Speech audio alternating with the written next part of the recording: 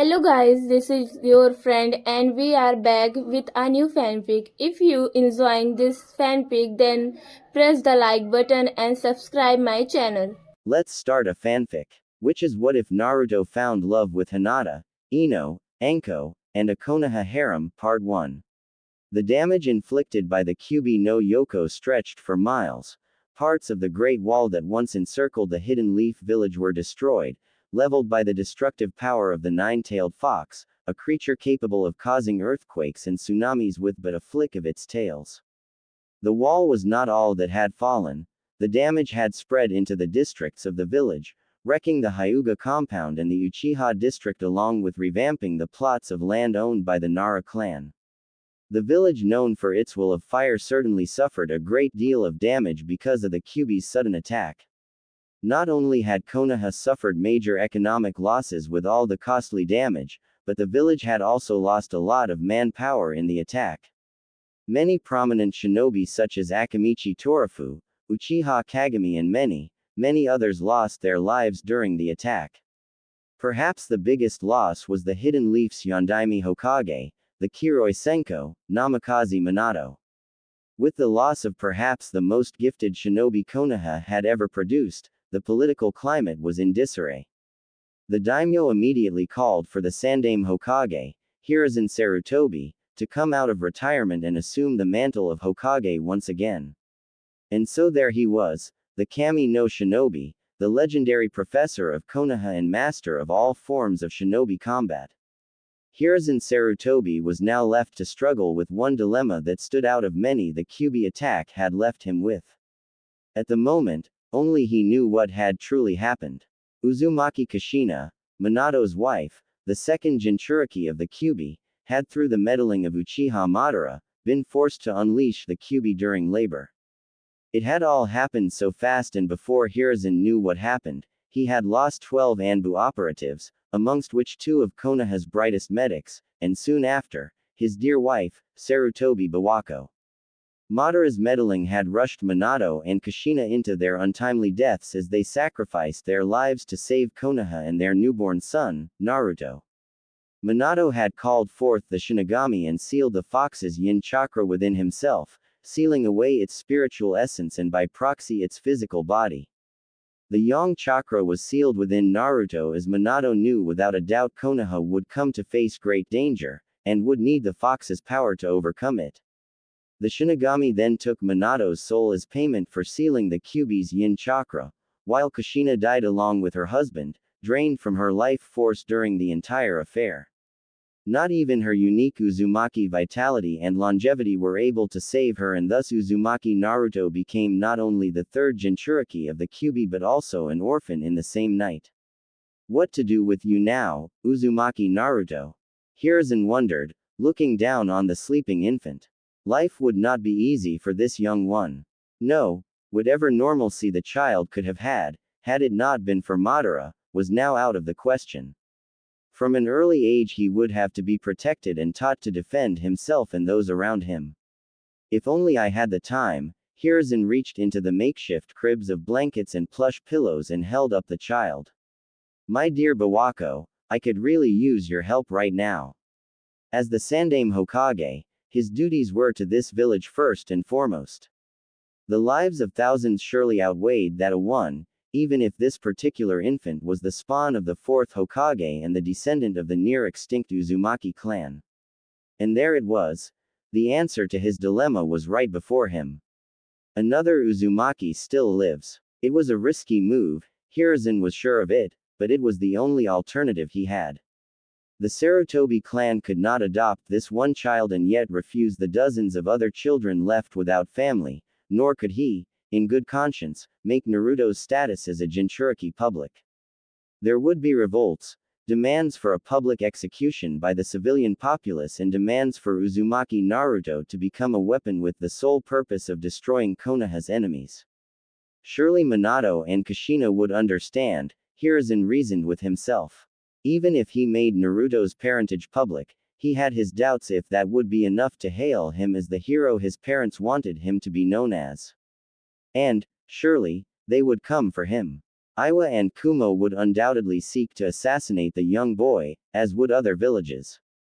Minato and Kushina had, after all, gained fearsome reputations in their respective years of service, and if word of their offspring reached the other villages, the result could be catastrophic, potentially a cause for even. Hiruzen realized he could not hide the boy, for no matter how hard he would try, a leak of information would inevitably happen. There always were with secrets of this magnitude. Experience of over 30 years in office and 50 years of shinobi service had taught him that. Uzumaki Hattori. Hiruzen almost shuddered at the thought of Naruto growing up with that relic. Uzumaki Hattori was one of very few, if not the only one, left of the olden days when Konoha had just been founded by the Uchiha and Senju clan. He was old-fashioned, brazen and unsociable, but at the age of 117 he truly was a relic of the olden days, older than most shinobi villages as he came from a time in which shinobi were often nomadic clans, isolated from the world and servants to the highest bidder. The only village likely to be older than Uzumaki Hattori would have to be Takigakure, although the hidden waterfall had an erratic past of achieving power and losing it after a few years of prosperity. They had yet to recover their power after the last war with Konoha, prompted by an attempt on the Shodai's life. A sharp knock broke Hiruzen's thoughts. Enter, he called as he adjusted his robes and took a seat behind his desk. The double doors opened and Jiraiya of the Sannin entered with a half-hearted smile. His clothes were dirty, scathed with mud and ripped in several parts of his trousers. The huge scroll on his back, suspended by rope, seemed equally worse for wear. Yet despite his ragged appearance, Jiraiya retained his youthful appearance and exuberant disposition. Sensei, Jiraiya greeted. Jiraiya, I thought I told you to get some rest. You overexerted yourself during the battle. Jiraiya did not waver under his stern gaze, much to Hiruzen's chagrin.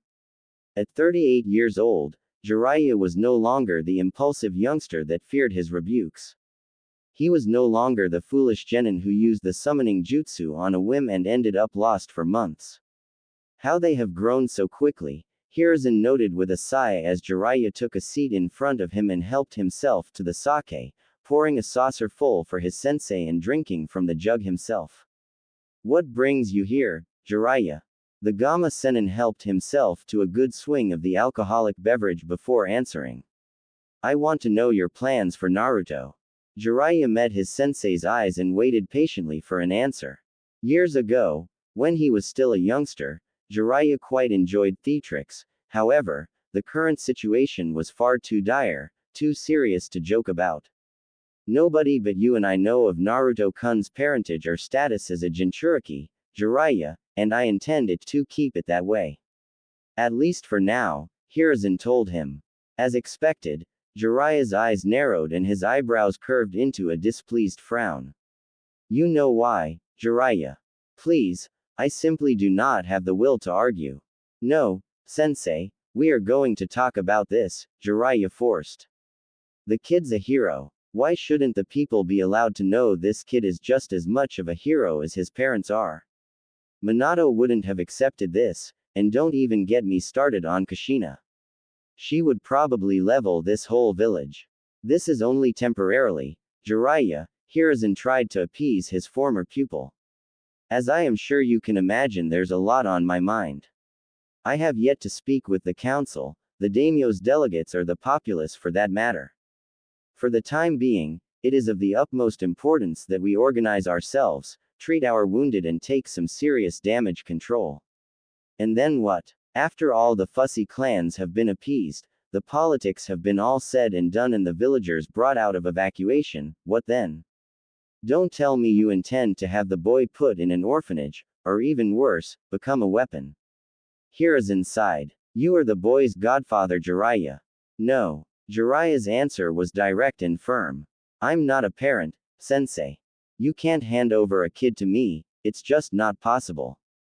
He would turn out just as messed up as I am. Besides, I can't look after a child when the village needs my intel, now more than ever. He made a valid argument, but truth be told, Jiraiya simply did not want to be reminded of his late student. Minato had been like a son to him, his legacy and his pride and joy. Jiraiya hadn't even looked at the infant since he had entered the office. He knew the second he looked into the child's vibrant blue eyes he would see the boy's father.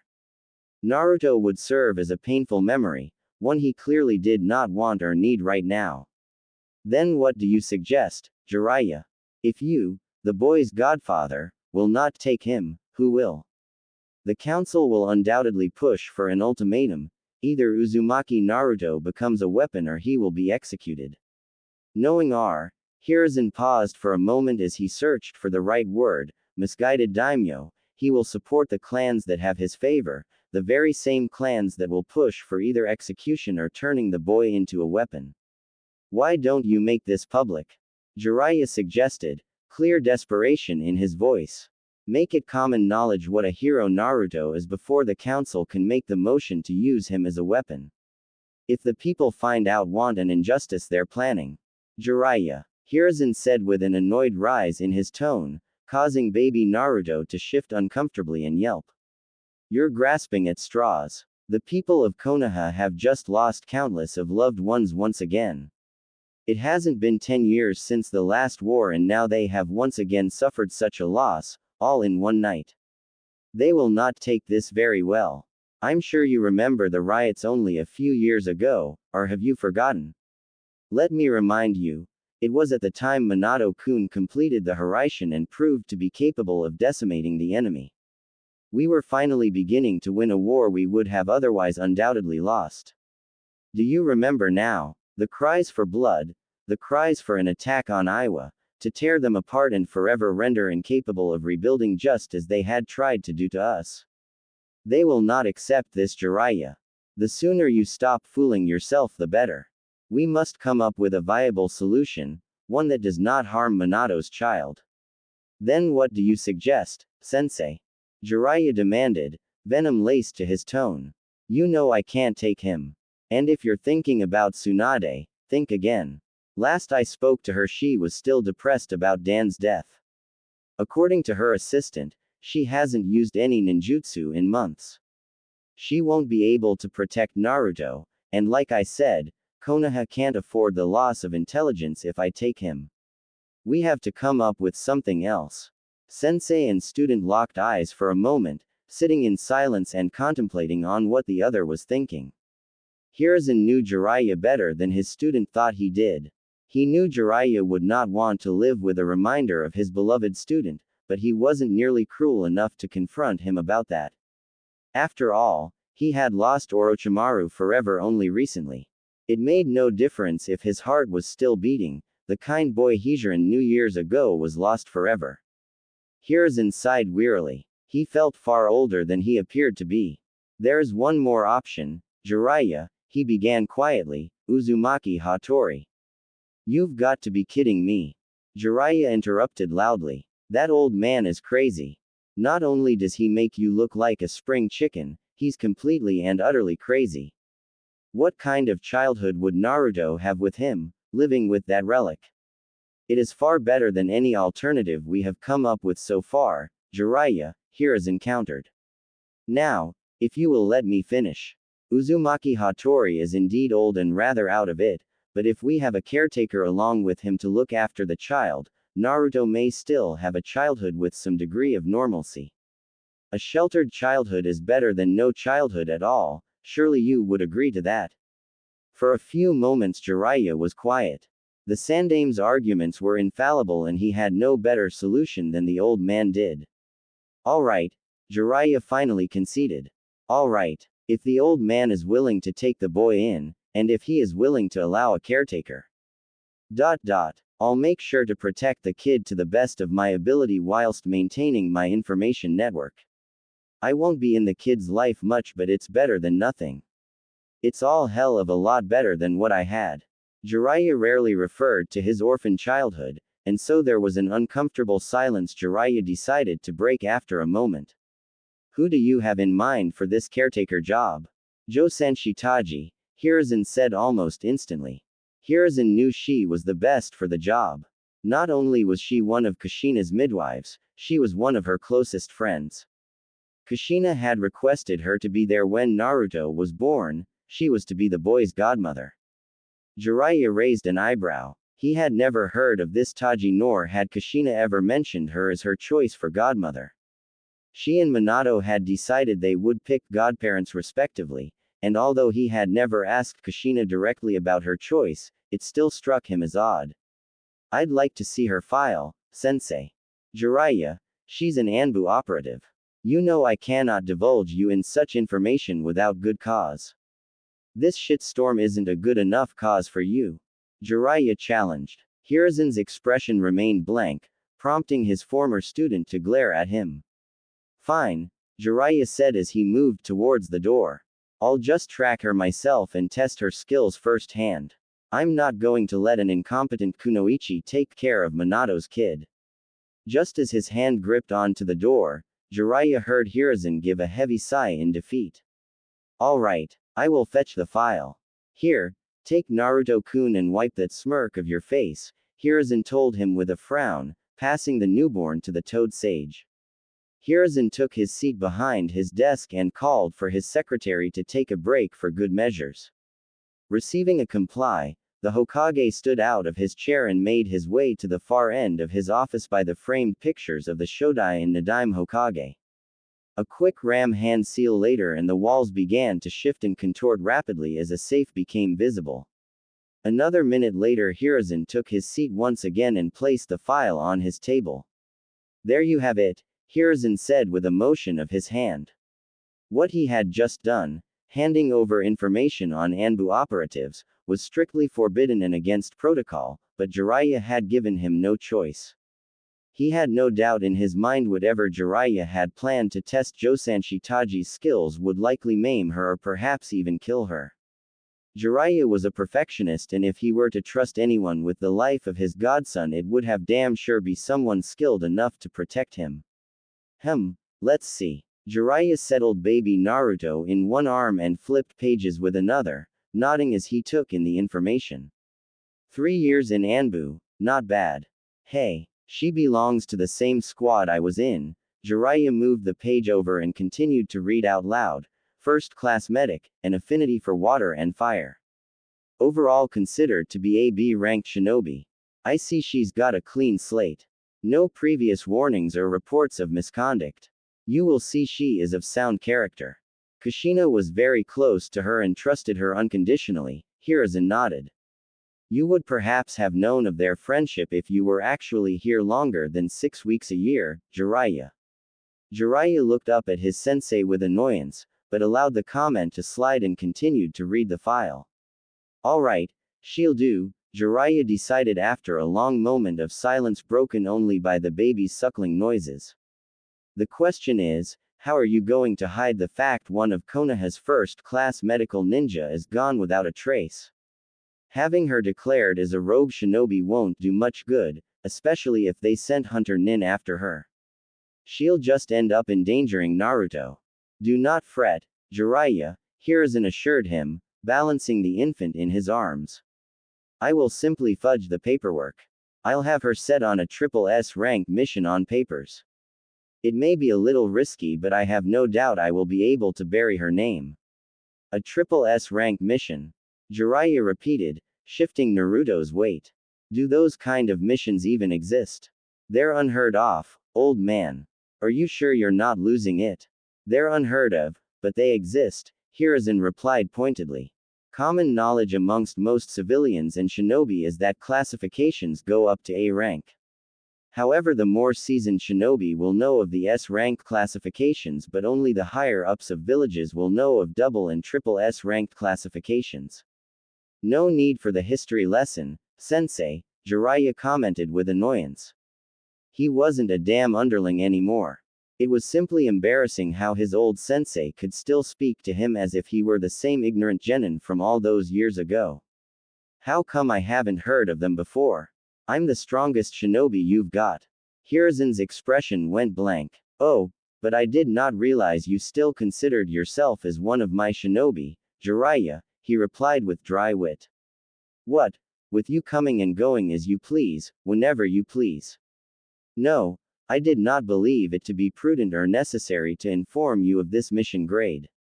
Only certain groups within the shinobi forces know of and take on these missions.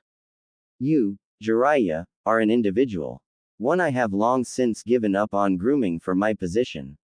Why would I tell you anything that is strictly on a need-to-know basis?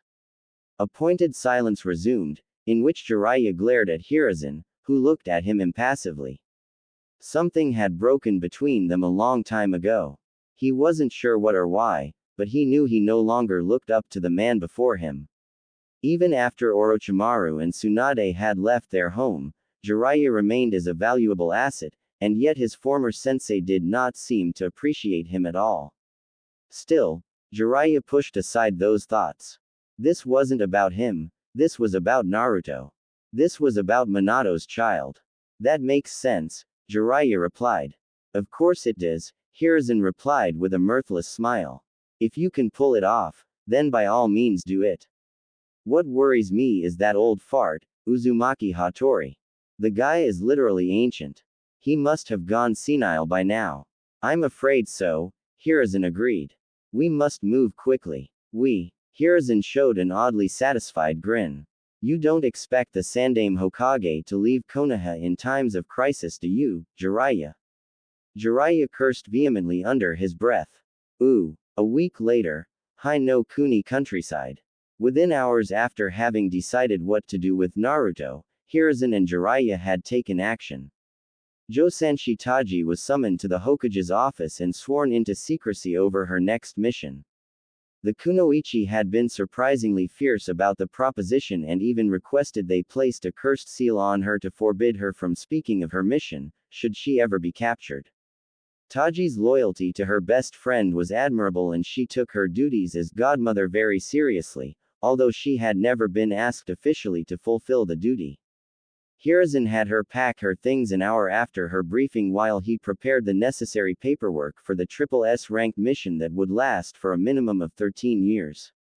Jiraiya took an instant liking to Taji and respected her enough not to make a single inappropriate remark. It was rather unusual for the Sannin, but Hiruzen was grateful. The Toad Sage respected Taji for her loyalty and determination and so took a liking to her, promising her she could always rely on him for protection and funds should it ever be necessary. Within 2 days all had been prepared and so the surrogate mother, newborn and sage set off for Uzu no Kuni. The plan was to first make it to Ritaruwana, a small-time harbor village, and appropriate a ship to the island known as Whirlpool Country. Jiraiya-sama, Naruto-kun needs to be fed again. Jiraiya groaned loudly and turned on his heels. Again? He asked, to which Taji merely nodded. I swear, all the kid does is eat, sleep and poop. He is a baby after all, Jiraiya-sama, Taji replied meekly. Of course, Jiraiya said with unjustified ire. We're just a few hours away. Can't the kid hold it up?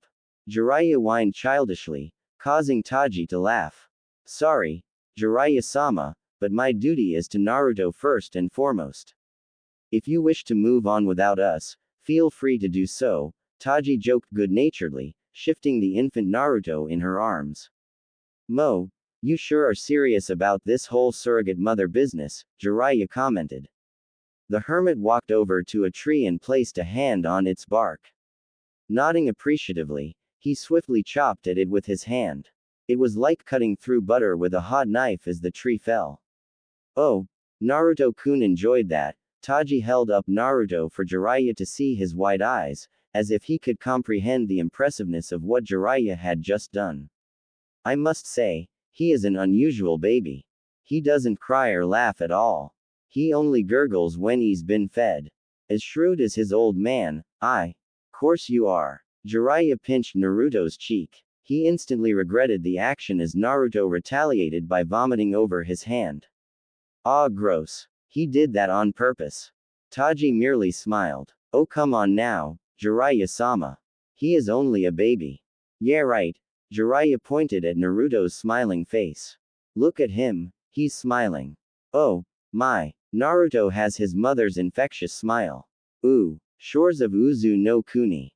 The journey to Uzu no Kuni had taken a little over 2 weeks in total and had gone smoothly without incident. It took much longer than Jiraiya had anticipated, but it couldn't be helped. They were carrying a child with them after all, and the Toad Sage did not mind in the least. During the duration of their journey, he and Taji swapped many stories, even about classified missions they had performed as Anbu. There was no need for any more secrecy, as only one secret now truly mattered, and that was Naruto's existence until he was old enough to defend himself. Naturally, Jiraiya had for more thrilling tales to tell, and he indulged Taji in many of his exploits.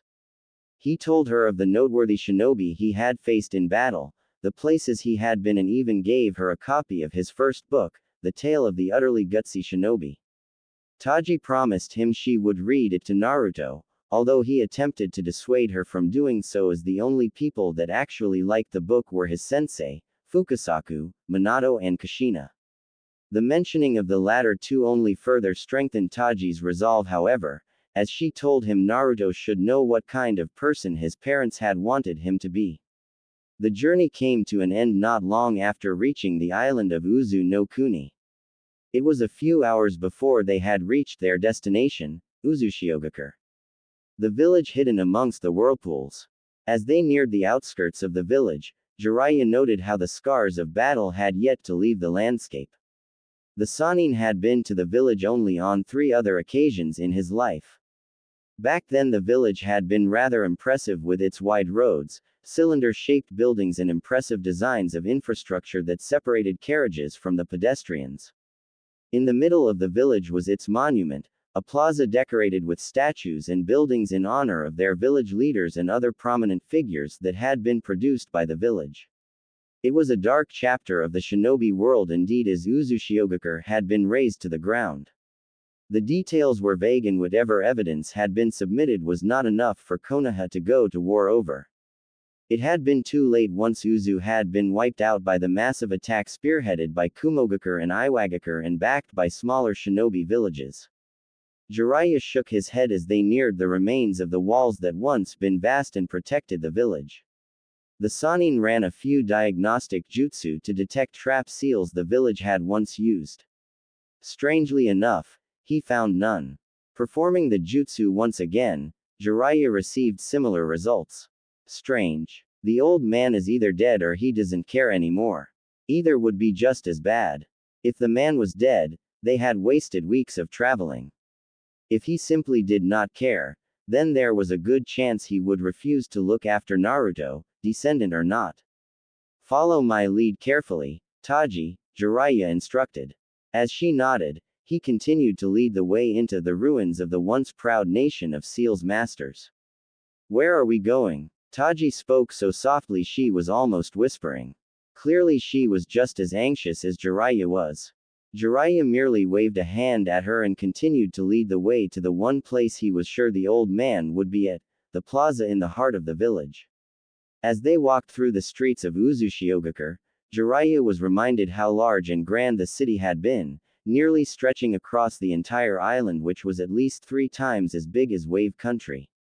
You've got some rich heritage right here, Naruto. If we're lucky, the old fart might have saved some of the scrolls. After nearly an hour of carefully threading through the village, they had finally reached the plaza. The plaza retained much of its beauty, although there were some fallen pillars strewn across it. A fountain molded into a large spiral stood between the statues.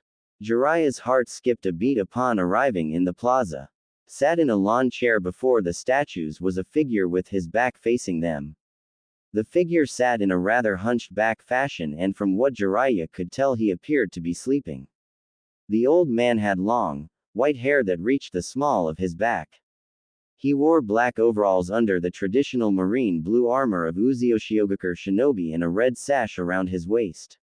Holding out an arm in front of Taji to motion her behind, Jiraiya cupped hands over his mouth. Uzumaki Hattori. Jiraiya called out to the man. Uzumaki Hattori seemed to wake up instantly at the sound of his voice and began to turn to face him. Jiraiya. Ooh. An hour later, Jiraiya sat opposite of Uzumaki Hattori in a cross-legged position and his hands on his knees. The Sanin was still surprised Hattori was still alive but hid it impeccably and engaged the old man in a nostalgic conversation. Hattori had once been a ruthless shinobi, feared on every battlefield he stepped on and challenged by very few. Jiraiya had detested this man since his youth for his cutthroat attitude and old-fashioned views, but the years of solitude had mellowed him out. Hattori seemed as dangerous as a one-winged fly.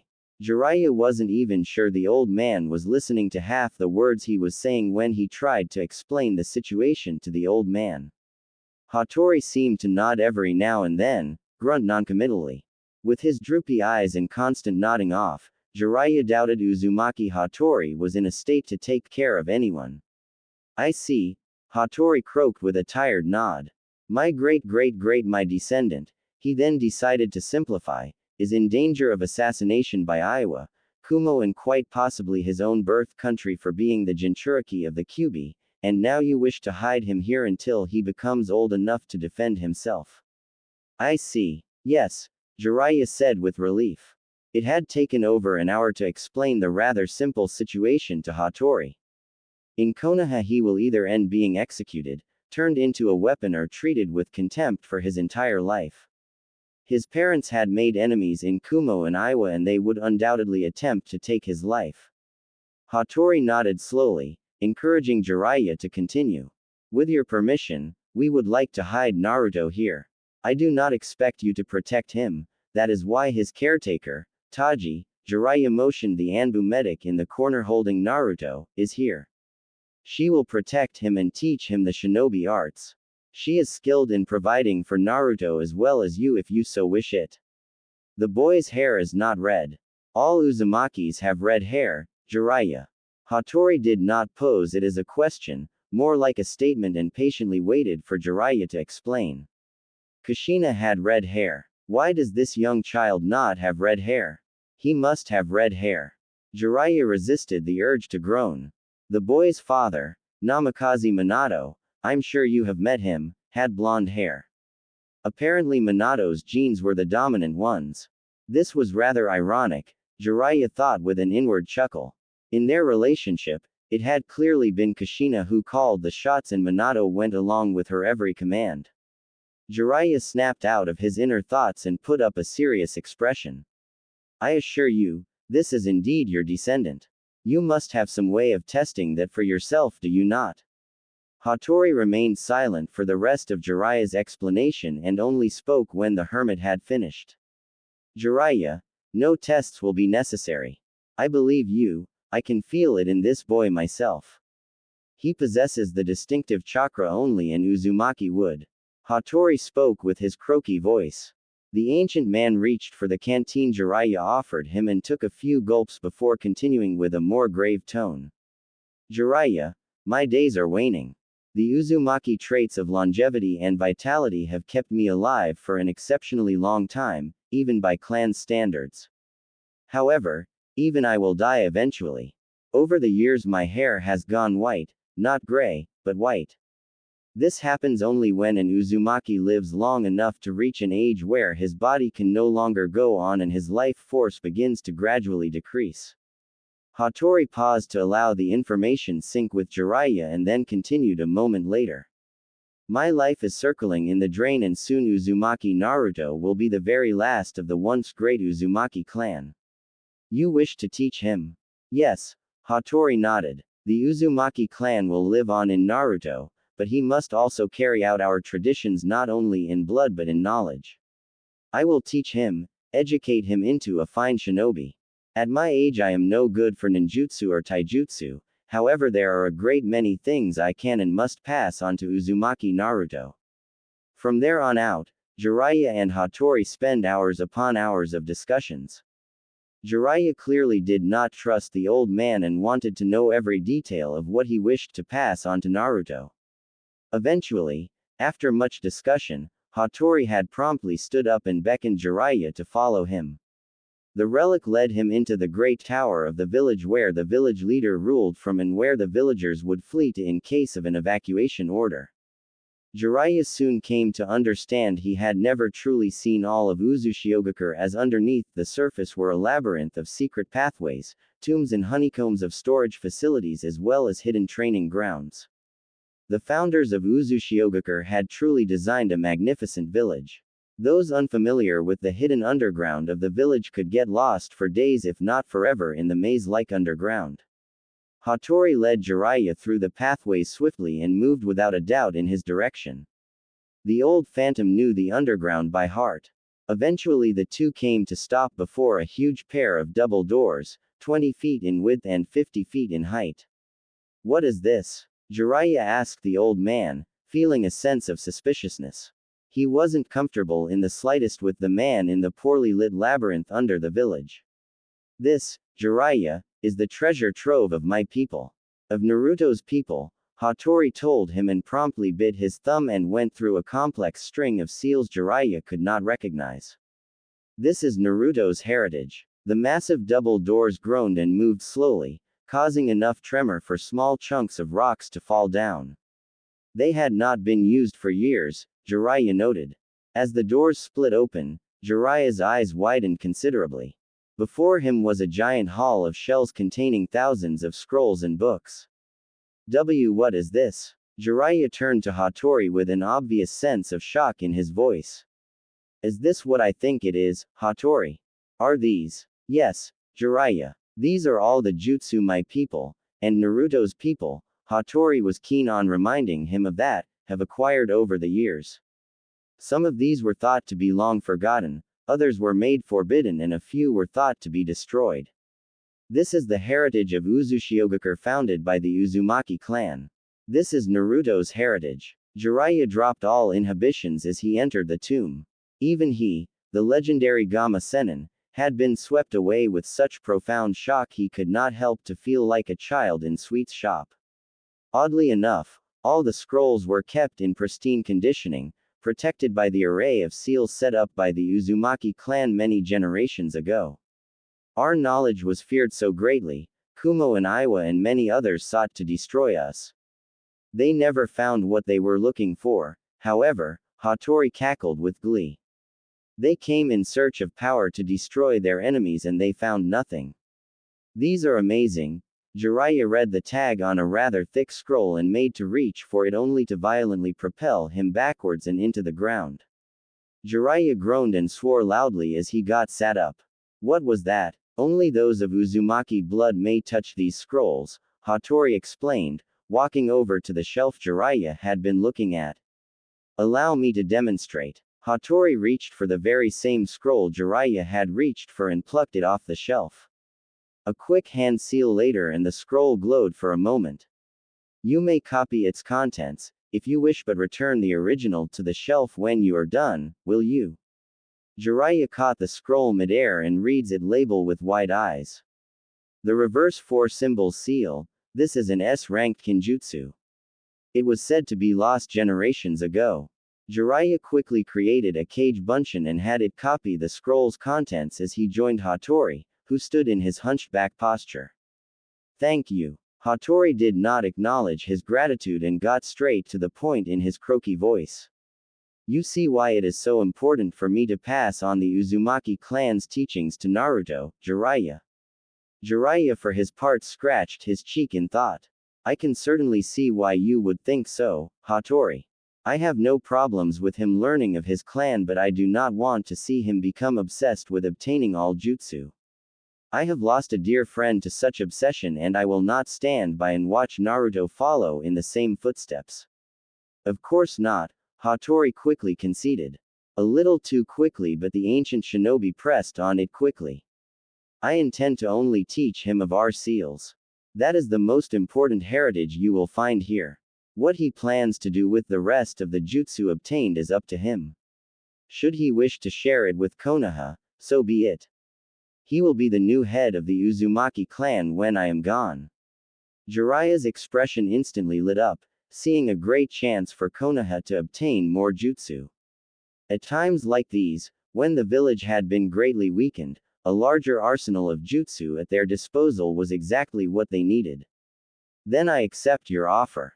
You can teach Naruto all about his heritage as long as you stick to Fuinjutsu. The following 2 weeks had passed. Jiraiya spent most of his time with Taji, guarding her and young Naruto. However, conversation soon became mundane as Jiraiya had conversed many hours before with Taji on their journey and thus they had run out of subjects to talk about. And so Jiraiya began spending time with Uzumaki Hattori, the oldest man he knew. At the age of 117, Uzumaki Hattori was like a never-ending fountain of information. The old Uzumaki had many things to tell and had a surprisingly sharp memory as he could remember a great many details Jiraiya had never heard of. As much as Jiraiya enjoyed listening to the old man's story, he was quick to remember why he had never truly liked the man. Hattori was as old-fashioned as it got. He believed in might makes right, and other outdated ideologies. He wouldn't go so far as to call him a warmonger, but he would likely see eye to eye with Danzo, and that was never a good thing. Hattori had a habit of referring to how things were done in the old days and did not shy away from telling Jiraiya the gruesome details of missions he had gone on or incidents he was aware of. But despite his old-fashioned views, Jiraiya knew the man was a hardly dangerous. Over the years his body had become weak and his ability to mold chakra had all but disappeared. Regardless, Jiraiya stayed for an additional 2 weeks by Taji's request. The old man too unnerved her, and though she was no weakling, being an Anbu operative, she felt safer for herself and Naruto knowing that Toad Sage was with them. Eventually, however, Jiraiya knew he could no longer stay on the island. Konoha needed his intelligence network as well as his presence at this time. The other nations would be significantly less likely to try anything if they knew Jiraiya of the Sannin was there. Although, Jiraiya would most likely only stay for a couple of weeks before moving on with his journey and gathering intelligence for Konoha that would safeguard it and its secrets from their enemies. Do you really have to go? Taji held Naruto in her arms as she followed Jiraiya out of the house. They had been making use of the duration of their stay. Jiraiya had quickly repaired much of the damage, being quite dexterous and restored the house's living conditions. So soon? Naruto and I need you. Jiraiya neared the door and reached for his red sleeveless coat and sat down in front of the door and pulled on his wooden sandals. I'm sorry, Taji, but Konoha needs my skills more. The sage turned to Taji and smiled reassuringly over his shoulder. I'll be back in a couple of months. If you need anything, you can send a messenger bird to the old man. Are you leaving because of Konoha or because of Naruto? Taji demanded, hugging the infant closer to her in a protective manner. Please tell me you're not leaving because he reminds you too much of Minato. Jiraiya stopped dead in his tracks and temporarily weakened his grip on his wooden sandals. Look, Taji, Jiraiya began softly, yes, the kid reminds me of Minato and it hurts, but that's not why I'm leaving. Jiraiya stood up and tapped the getas on the concrete floor before the door, painfully reminded of the fact he had missed out on Minato and Kushina's funeral and he hadn't even gotten the time to properly mourn his surrogate son passing. You're his godfather, Taji bit at him. Over the past few weeks she had gotten close enough to the Sannin to know her boundaries, and so she no longer referred to him with reverence. Naruto needs you. And I need you too, she quickly added. That old man scares the living hell out of me, Jiraiya. Jiraiya sighed tiredly for a moment and nodded. I know he does, but the man is harmless. Believe me when I say there is nothing he could do to hurt Naruto or you. He can barely mold chakra and you're an Anbu operative. Have some faith in yourself, Taji. Of course, the Kunoichi sighed. You better come back quickly. There's no way I can stand that man on my own for long. Naruto doesn't start training till his 6th birthday, but I got a feeling that old man is a bit too anxious to pass on his Fuinjutsu to Naruto. Don't worry, Jiraiya assured her. It'll be fine. And you better be here for his birthdays, Jiraiya, or I will never forgive you. Got ya. I'll drop by every few months or so and I'll definitely be here for his birthdays, Jiraiya quickly amended when he caught the scornful look that graced Taji's expression. Finally and reluctantly, Taji sighed in defeat. Alright, go. Konoha needs you, Jiraiya. Jiraiya placed his hands on her shoulders and nodded to her. Don't you worry, I'll be back soon. I sure hope so, Taji thought as Jiraiya closed the door behind him. Taji moved to the living room and pushed aside the curtains to see Jiraiya walk down the road. Because that man, Uzumaki Hattori, he scares the hell out of me. As if on cue, Naruto began to wail for food, reminding Taji of her duties as both a mother and wet nurse. Had been 3 weeks since Jiraiya left Uzushiogakure and Taji was already feeling as if she was losing her mind. Taking care of her new charge wasn't as tiring as it was tedious for the former Anbu operative. And while she loved little Naruto as if he was her own son and would sacrifice anything and anyone to protect him without hesitation, as she had proven by sacrificing her life and career in Konoha on only a few hours' notice, the day-after-day repetition of menial tasks had become incredibly boring as she catered to the newborn's wails for affection, food and changing. Still, it wasn't all bad. One of the good things about her situation was that Naruto slept for most of the day, thus allowing her plenty of time to read. It was an enjoyable pastime she rarely had time for when she worked in the field. Taji was also grateful for her elite training in Anbu, during which she was taught the Kage Bunshin, one of Konoha's most sought-after techniques. The shadow clone technique allowed her to find reading materials whilst simultaneously caring for Naruto. Uzu no Kuni was once a nation rich in literature and culture, so she experienced little to no difficulty finding reading material amongst the ruins. In addition, she was grateful for the rare medical scrolls from the vault Hattori brought over on his visits. The relic was extremely interested in Naruto and doted on him at every opportunity. Though not in the way that he would coo and tickle the child or that he would pull amusing expressions, but rather in the way he would hold the child and rock him to sleep as he told of grand tales that the child would not be able to understand for years to come. Naturally, Taji made sure none of his tales were as gruesome as the ones she had heard him share with Jiraiya, and Hattori had enough tact to refrain from such. At first she had been rather weary of the lone survivor of the silent massacre of Uzushiogakure, but eventually, as time crawled by and Hattori's visits to see Naruto became more frequent, Taji began to drop her guard.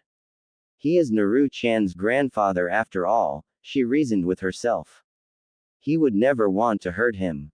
Of course, technically speaking, Hattori was not the boy's grandfather, but he preferred it to whatever real relation he had to the boy, as he referred to himself as such when speaking to the infant. To Taji's immense surprise, she learned Hattori was the brother-in-law of the Shodai Senjeiwu Harashima and that the Uzumaki were related not only to the Senju clan but to the Uchiha clan as well. The relic generously indulged her in her many questions, apparently taking no offense to her curiosity and enjoying the opportunity to revel in nostalgia. He told her many stories dating back to the very founding of Konoha and beyond. In his lifetime, he had met with the Shodai many times, and Taji was excited to learn what little facts he was able to share with her. Strangely enough, the relic had a great deal more respect for Hashirama's younger brother, with whom he had more in common, she suspected, as the Nadaime was known to be a very pragmatic and secluded individual. Aside from the Hokage, Hattori also told her a tale or two about his sister, Uzumaki Mito, who was the bridge that bonded the Uzumaki and the Senju clans. Taji was fascinated by the knowledge that Hattori was the legendary Tsunade's great uncle. And while Hattori had a great deal of history to tell her, the most interesting of all was the history of the Uzumaki clan, a subject of great interest to her as her dearest friend Kushina had told her some on occasion, though not to the same detail. Taji learned that the birth of the Uzumaki clan dated back many hundreds of years ago, when the mythical Rakudo Sennin, the master of the Rinnegan and founder of ninjutsu, fathered 2 sons of whom the elder inherited his eyes and the younger inherited his body. Somewhere down the line of history, the Uchiha clan and Senju clan came to existence, seemingly destined to fight one another as their kin were hired by opposing nations at war. By this time, the Uzumaki clan had long since come to existence and lived isolated lives on this very island where they believed the sage was born and died, though they had never found his burial site.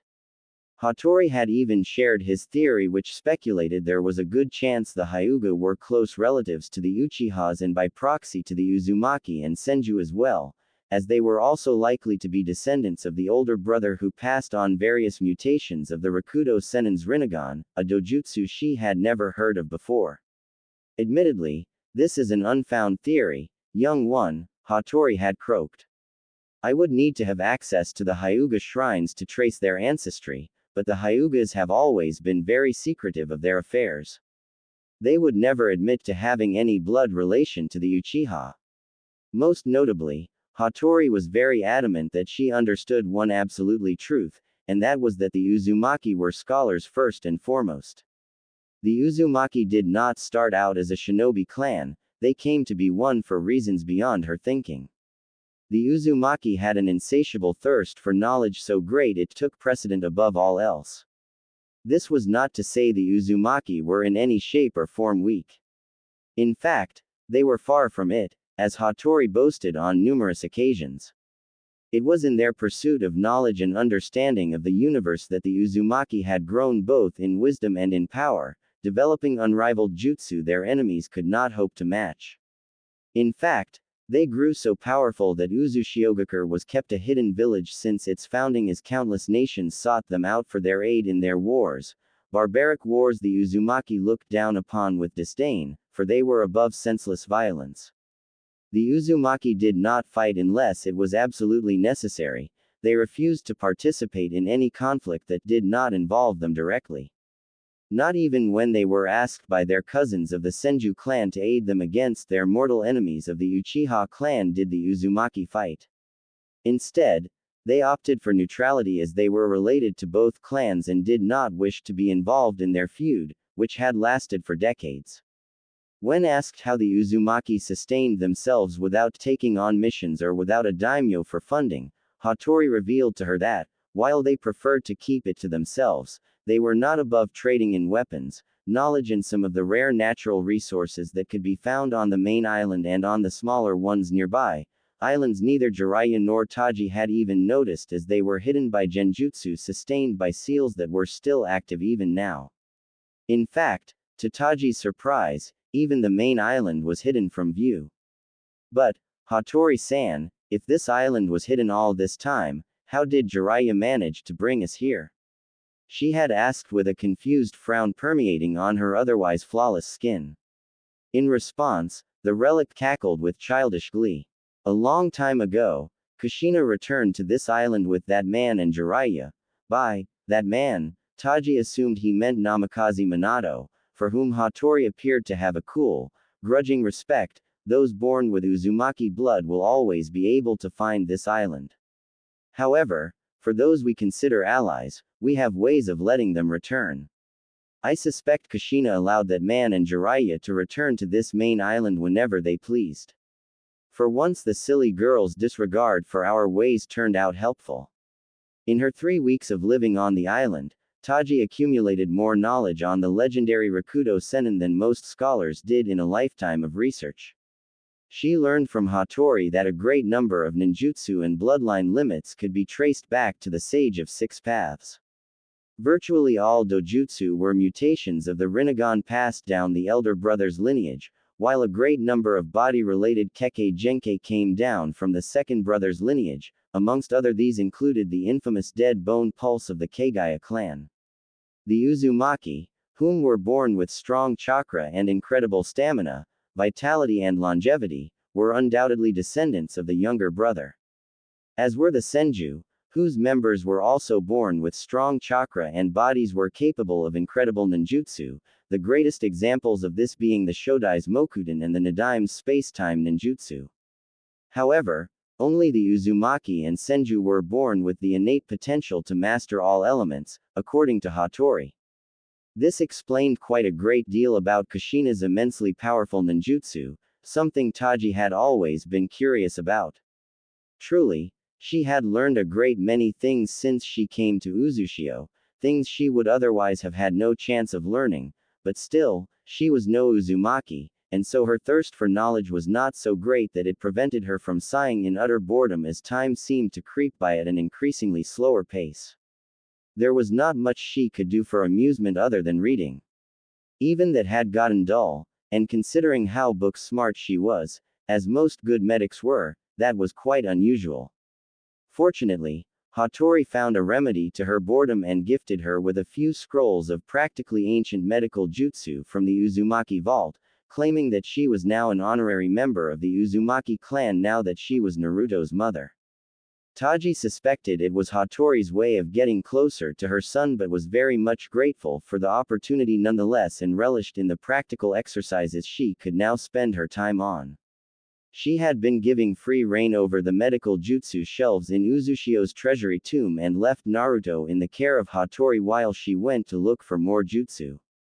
Thank you, Hattori-san, I'll be back soon. It is no problem, take your time. I will take good care of the boy while you're gone, Hattori croaked as Taji slipped on a pair of shoes and rushed out of the door to gather some of the rare herbs that grew near the coast. They would be perfect for her research. As the door closed with a soft clicking noise, a sinister snarl crept onto Hattori's face. Listen closely, young one, someday soon you will become the next Uzumaki clan leader. I will raise you and I will nurture you. I will make you strong so that one day you can rebuild Uzushiogakure and destroy our enemies.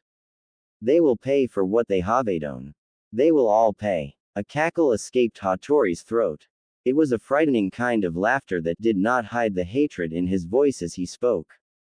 Soon, Naruto, you will begin your path to greatness. A cry escaped the infant as the baby boy began to bawl fearfully, scared beyond measure. Hattori's dark demeanor evidently upset the child. Silence. The child fell silent on command, looking up to his great ancestor with bulging blue eyes and silent cries emitting from his small mouth. Uzumaki Naruto would begin his path to greatness soon, willingly or unwillingly. 2 years later. Naruto aged 2. Once she had finally and truly settled in Uzushiogakure, time went by fairly quickly, Taji noticed. Her days went by in a blur of systematically changing, feeding and nursing Naruto and studying and developing new medical jutsu in her spare time. Naruto was a rather scrawny baby and stayed remarkably skinny despite fears of being overfed. Hattori eased her fears soon enough, informing that Uzumakis had extraordinary metabolisms as a byproduct of their extraordinary longevity and vitality. The relic assured her that by the time Naruto reached puberty he would fill out accordingly. The ancient Uzumaki had kept his distance for the most part of the 2 years. Occasionally he would ask Taji to help with his chores, such as setting up traps to capture wildlife on the island or with skinning the fish he caught every now and then. Taji assumed he was just trying to be thoughtful by giving her excuses to get her out of the house where she spent most of her time with Naruto and doing her research, so she indulged him. Her fears of the man had all but disappeared over time. She did not mind his occasional visits to check up on Naruto in the slightest. And as promised, Jiraiya had dropped by every 3 to 5 months and was always on time for Naruto's birthdays. He never stayed longer than a few days, but Taji was deeply grateful for his company and the much appreciated supplies he brought with him. Jiraiya typically doted on his godson whenever he visited the island, though Naruto seemed to forget who he was each time as Jiraiya never stayed long enough for Naruto to remember him. Taji was rather worried about her son as the child took after Kushina, and being the bundle of energy he was, it was becoming increasingly more difficult to keep track of. This only worsened by the time Naruto could walk at 1 year old. The child truly was Taji's pride and joy however, and she began to increasingly dread the day she would have to tell him she was not his real mother. Still, she comforted herself with the knowledge there were still quite a few years left. She was still the one he looked to when he was hungry or upset, and she was still the one he babbled to in his increasingly coherent sentences. And when he grew old enough, she would be the one to put a kunai in his hand, teach him the hand seals, how to manipulate his chakra, and one day, help him understand heartbreak. Kachin, hungry. Taji looked down at the adorable 2-year-old standing in front of her recliner with his arms outstretched. Of course, honey, Taji cooed, picking up the child that'd been playing peacefully with his blocks before. Let's get you some food, Naruto-chan. Taji snuggled against the squealing toddler while walking into the kitchen. She held the child in one arm and opened a cupboard with another. After making the boy a snack, she sat him down by his toys and watched with a sense of fascination at when young Naruto switched between eating with his left and playing with his right hand. Naruto was extraordinarily intelligent for a child. Taji could tell by the way he placed the cubes in symmetrical order, building small fortresses and other buildings that oddly enough resembled the cylinder-shaped buildings of Uzushio. She couldn't help but smile with a great sense of pride as the years continued to fly past. 2 years later. Naruto aged 4. It had been a few months after Naruto's 4th birthday, and to Taji's great dismay, Jiraiya hadn't shown up. Although she made plans to thoroughly chew him out for it the next time she saw him, she acknowledged that she would have to cut him some slack given the nature of his work. Life as the Toad Sage, which mandated Jiraiya had to travel the world and seek to cure imbalances in nature, as Jiraiya had told her during of their long talks, as well as being in charge of supplying Konoha with a great deal of information, had to be hard on the man. Jiraiya did seem to genuinely care for his godson, so he probably wished he could visit more often, and at the very least he regularly sent Toad summons bearing gifts and supplies for the both of them. At age 4, Naruto was a curious child with an unusually long attention span, a trait that Taji pinned on his lack of interaction with other children his age. The boy could listen for hours on end as his grandfather told him of the olden days, though his recollections were toned down on the details in Taji's presence and were simplified for the child to understand. Hattori increasingly spent more and more of his time with the child. Taji did not mind at first, as it allowed her to do some research on medical jutsu she could bring back with her to Konoha when the time finally came. However, as time went on, Taji would more often than not find Naruto waiting for her at his grandfather's house a few blocks away. Not only was it a disturbing thought for Naruto to be wandering about the ghost town alone, but Hattori had enamored the child to the point he sometimes would just up and leave to spend time with his grandfather without saying a word. And today was one of those days. Taji found herself walking down the familiar road down to Hattori's house. It was a short distance away from their house, and so she had come to cease worrying about Naruto making the small commute by herself. Nearing the small house, she entered through the front door and announced her present. Hattori-san, hello there. There was no answer, so Taji promptly made her way through the hallway, not bothering to take off her sandals as the wood-paned floor had withered and grayed immensely. Naruto-chan. Hattori-san. There was no answer. Naru. No. A fearful voice called out from the back. Taji instantly recognized it to be her son's. Alarmed, she ran through the living room and neared the parted slide doors to the garden and walked in on Hattori and Naruto in their back garden, where the old man was forcing Naruto to kill a stringed-up rabbit laid before him with a kunai.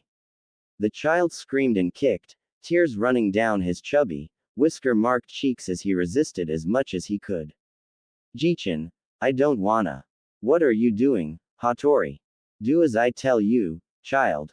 Hattori bristled and forced the boy's kunai brandishing hand in the skull of the rabbit. It was not a clean kill. The rabbit convulsed uncontrollably, shaking and arching its spine. Blood spurted out of the entry wound and showered the last of the Uzumaki. The young boy bawled louder than Taji had ever heard before, prompting her maternal instincts to kick in as she surged forward with a burst of speed she could hardly believe she was still capable of. After 4 years of inactivity, she had gotten rusty, very rusty. However, it was apparent she could still command enough speed to yank Naruto out of Hattori's grasp and backpedal several feet away in the blink of an eye. What are you doing to my son? Taji demanded loudly with barely restrained anger in her voice as Naruto clutched onto her like a lifeguard, trembling in fear and shaking uncontrollably as he cried. What is the meaning of this, Hattori?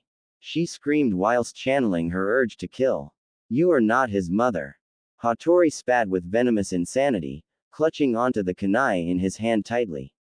He got out of his seated position and staggered towards her in his hunched back manner with a deranged look in his eye. That boy is not your son. Kachin? Naruto asked fearfully. Kachin, is that true? Taji couldn't bear looking him in the eye and merely held onto him tightly. Realizing the truth, Naruto began to cry even louder and buried himself in the nape of her neck, babbling incoherently through sobs and tears. Hattori. Taji spoke with barely restrained anger. I am going to take my son back home. You will not follow us. I will speak to my son, and after I have finished comforting him, you and I will talk. If you do not come with a satisfactory explanation, I am going to take my son and we will leave this island. Without another word, Taji quickly spun on her heels and left in a hurry, holding tightly onto Naruto and leaving Hattori to his own devices. As she left carrying Naruto, Hattori's eyes narrowed and he breathed heavily, literally shaking with anger, so much so the kunai bent under his grip, digging deep into his flesh and causing thin streams of blood to drip to the ground. Hattori had acted too soon, and as a result his plans were further set back. 1 year later. It had been a terrible ordeal for Taji the day she had found Naruto being forced to make his first kill on an animal. A year had passed since then, but even now she could clearly remember the day. Naruto had been inconsolable for the longest of times once he found out Taji was not his real mother, and ever since their relationship had undoubtedly changed. He still called her mother, but Taji knew it was purely out of habit. It was a painful reality, but Naruto clearly no longer saw her as his mother, but more like a caretaker or a distant relative. That same day she had gotten into her first argument with Hattori, and she quickly learned Hattori was incredibly unstable. Jiraiya had not come to visit on Naruto's birthday for the second time in a row. He had not once dropped by that year, and Taji could not help but feel some ire against her fellow godparent. Whatever misguided thoughts you may have, wench, that boy is my descendant. He is mine to raise and he is mine to teach. He will soon be the last of the great and most ancient Uzumaki clan. I will not have you meddle with my ambitions. Not since his mother have I seen such potential. I shall not let it be wasted, not again. He will not follow in her footsteps. At all costs, this boy will become a true Uzumaki, fit to sire the revival of the Uzumaki. Taji had been furious at that and responded with equal venom. Naruto was placed in my care. He is my son for all intents and purposes. Kushina selected me to be his godmother, therefore I am his mother and he is my son. I tolerated you being in his life because he took a liking to you, but you have betrayed our trust. What were you thinking, forcing a 4-year-old to kill? These are not the olden days, Hattori. Naruto is not like you. And if you ever talk about Naruto like he is some kind of tool again, we will be leaving this island for good. They argued for hours that day. Taji was tempted to inform Jiraiya and the Sandaime of what was happening, but eventually decided against it, as Naruto was her son and as his mother she had to take responsibility. At first, she forbade Hattori from seeking out the boy on his own initiative, but the old man had disregarded her wishes, and this of course led to more strife between them. After weeks of holding nothing but contempt for one another, they reluctantly reconciled. Taji forced herself to look past Hattori's actions as she understood he lived in the past, and what he had done with Naruto was no different from what he had experienced as a child. She could also see the good intentions in his actions, and coupled with Naruto's cries to see his grandfather, she could not avoid him for much longer anyway. That was a terrible mistake on her part, as her decision to allow Hattori back into their lives would forever change everything. It had been an ordinary day, only a few before Naruto's 6th birthday. The child was off playing in the garden whilst she prepared dinner, unbeknownst of a shadowy figure sneaking up on her. The shadowy figure was Hattori, and in his hand he carried a vial of special ink infused with chakra used for fuinjutsu. Taji's rusty Anbu senses kicked in too late, and before she knew what happened, she was blindsided and ink seeped into the skin of her face, where a 3-eyed tattoo formed on her forehead. Juin. Shinshiki. The effects were instant and Hattori cackled with glee, triumphantly so as Taji's eyes went blank and unfocused. Young Naruto, hearing the commotion, went inside and walked in on a terrifying scene of his mother on her knees, drooling and unresponsive. Kachin. Neither she nor Hattori spoke, both seemingly off in a distant space. Jichin. Taji's eyes regained focus and she returned Naruto's hug in a robotic fashion and cooed in a monotone voice for a moment before pushing him away. You have to go with Oji-sama, Naruto-kun. It's time to begin your training. Kachin, you said I had to wait till I was 6 to start training. Taji's eyes remained blank but her grip on his shoulders tightened painfully. Do not argue with me, Naruto-kun. Do as your mother tells you to. The boy only nodded, no words came to him that could express his confusion. Wasting no time, Hattori grasped the boy's smaller hand in his own and began to drag him away, off to begin his training, off on a path he had not chosen but followed regardless, for his mother knew best. 1 year later. It was a year later and Hattori could not deny it, Uzumaki Naruto was a prodigy in a league of his own. He marveled at the boy's ingenuity and resilience.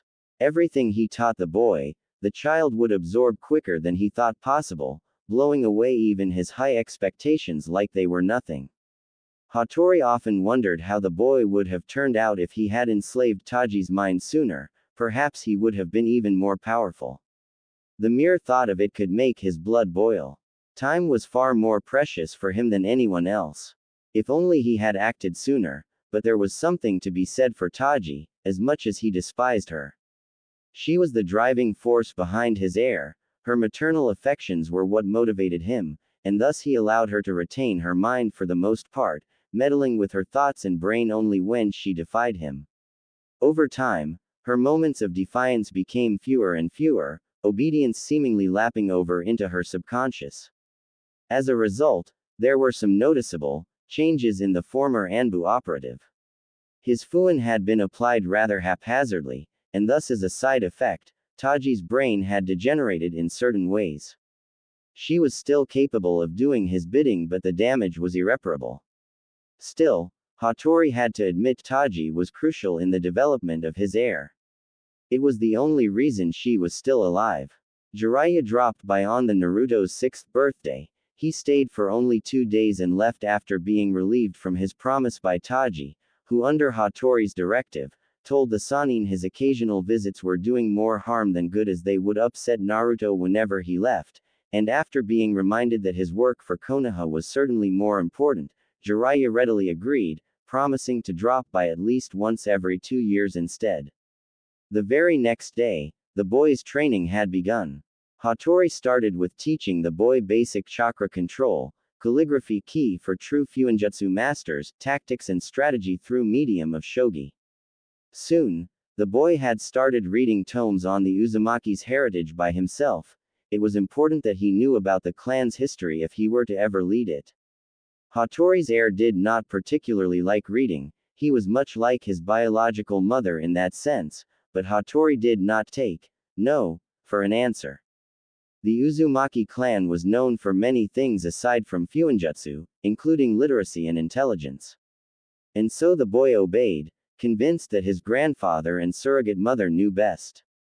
Within 2 months the boy had mastered a handful of basic E-ranked ninjutsu taught in Konoha's academy. From then on Hattori began to continuously and rapidly increase the scale. Tasks became harder, jutsu became more difficult and studying became much more intense. By the age of 7 Naruto mastered the basic chakra control exercises and moved on to fuinjutsu. It took him only a week to master tree climbing and just a few more days for water walking. Hattori knew Naruto had incredibly large chakra reserves for a young boy, even by Uzumaki terms, and made use of it by having Taji begin the child's training in advanced chakra control and manipulation. The woman had her uses as an Anbu-trained medic with near-perfect chakra control. She taught him a variety of medical jutsu along with her advanced chakra control and manipulation lessons whilst Hattori drilled the boy on the foundations of fuinjutsu, a particular branch of jutsu he excelled at far greater than anticipated. By the time he was 10, Naruto had already become a Jonin-leveled ninja. Most notably, his skill in fuinjutsu was remarkable and flourished in unpredictable ways due to his ingenuity and creativity. Naruto excelled greatly at all forms of shinobi combat taught to him and quickly absorbed fuinjutsu and ninjutsu, though his genjutsu was rather weak in comparison, despite his efforts. Hattori made sure the boy knew at least how to break high-level genjutsu before moving on to other subjects. Perhaps most notably, it soon became apparent Naruto had extremely high affinities for wind and water, typical of the Uzumaki clan, and so Hattori brought the boy scrolls from the Uzumaki clan vault that contained advanced uses of nature manipulation. One of the scrolls was particularly valuable as it was written by none other than Senju Tobirama as a gift to the Uzumaki clan. The scroll contained the secret to using the water molecules in the air for Suiten Jutsu.